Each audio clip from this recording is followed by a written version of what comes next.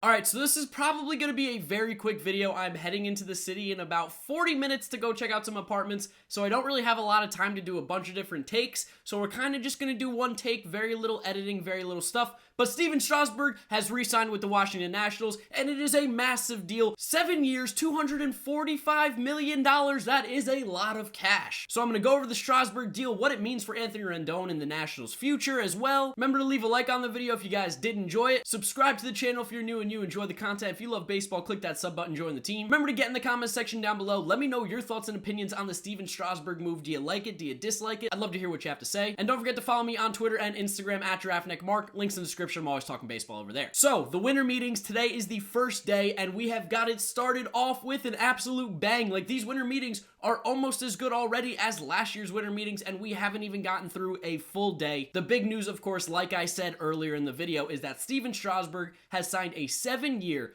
$245 million contract with the Washington Nationals, which comes out to an annual average salary of $35 million. If you guys saw my video yesterday talking about Gerrit Cole and the offer that is supposedly given to him from the New York Yankees, it was 7 years, $245 million, which means he is going to be getting paid. Because as good as Stephen Strasburg is, Gerrit Cole is even better, so that guy is going to get some crazy money. I'm guessing we're going to see close to $40 million a year. So first off, immediate reaction, what do I think? I was surprised. I didn't think Stephen Strasburg was coming back to the Washington Nationals. I thought they were going to put that money towards Anthony Rendon. They need a little more help on the offensive side than they needed on the pitching side, because if they lost Strasburg, they still have Max Scherzer, they still have Patrick Corbin, they still have Anibal Sanchez. I wasn't really concerned with their pitching getting weaker with losing Stephen Strasburg. I thought they'd get a middle-of-the-market kind of guy instead. But they went with Stephen Strasburg, and they splashed the cash. Now, like I said, I thought they were going to put this money towards Anthony Rendon, so what does that mean right now if they're giving $245 million to Stephen Strasburg? I'm taking it as Anthony Rendon is not coming back to the Washington Nationals. The minimum amount of money that they would have to spend on these two guys would be $65 million. I mean, Anthony Rendon is going to be getting paid at least close to $30 million, and I can't see them dedicating that much money to two players on their roster when they have other ways that they can improve their team. They can go out and get a cheaper third baseman, maybe a Josh Donaldson. But I just think that this means Anthony Rendon is not coming back to Washington, D.C. He's going to be going to a new team, which of course I have felt for a long time is going to be the Texas Rangers. Now, the Stephen Strasburg contract itself, what do I think about it?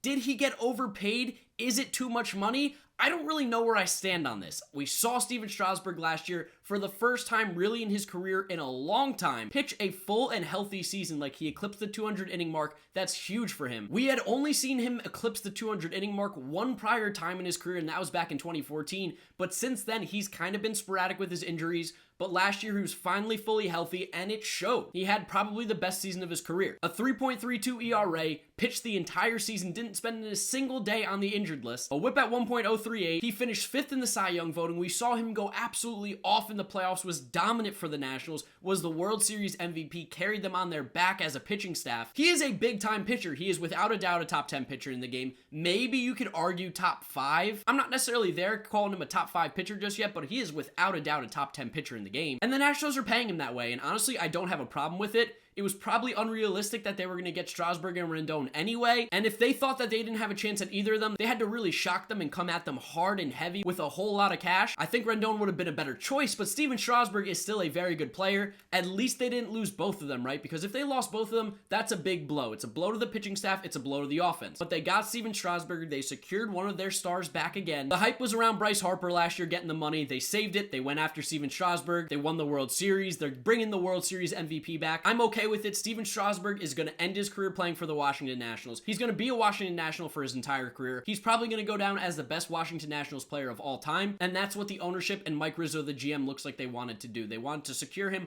lock him up forever, make him a club legend, and I really don't have a problem with that. As a Mets fan, I'm happier that they got Stephen Strasburg than they did Anthony Rendon, because we only get to see Strasburg maybe 4 or 5 times at most a season, where with Anthony Rendon, he's going to play every single game and make an impact every single game. So from an outside looking in standpoint, I'm happier that they got Stephen Strasburg than Rendon. I won't be happy if Rendon ends up in the division, like with the Phillies or the Braves somehow. That won't make me happy. But immediate reaction, there's not a whole lot that I'm going to say in today's video because I just wanted to get it out for you. Like I said, I'm on my way to New York City, so this is getting done real quick. But I really like the move here by the Washington Nationals. I have literally no problems with it. Yes, it's a lot of money, but they were going to spend it somewhere. At least they got one of their guys back, and I think Nationals fans are going to be very excited. The dude won the World Series MVP for you, carried him on his back. I can't imagine that there's a lot of people around around baseball that are going to be upset. Honestly, the people that are probably going to be most upset are the guys who didn't sign Strasburg, and the teams competing for Garrett Cole, the Yankees, the Dodgers, the Angels. They're now going to have to pay Garrett Cole even more money, because if Stephen Strasburg is setting the bar with $35 million a year, Garrett Cole is going to be getting close to $40 million. He is just that good, and he doesn't have the injury history that Stephen Strasburg has. Also, the Jacob deGrom deal that he signed last year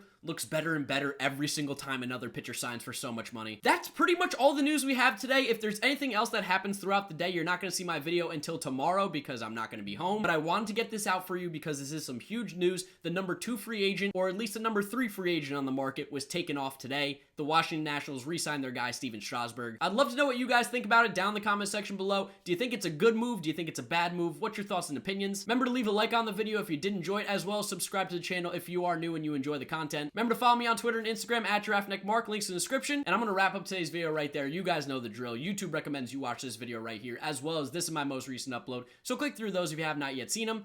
Thank you so much for watching today's video, and I'll catch you guys all tomorrow for another video. Bye.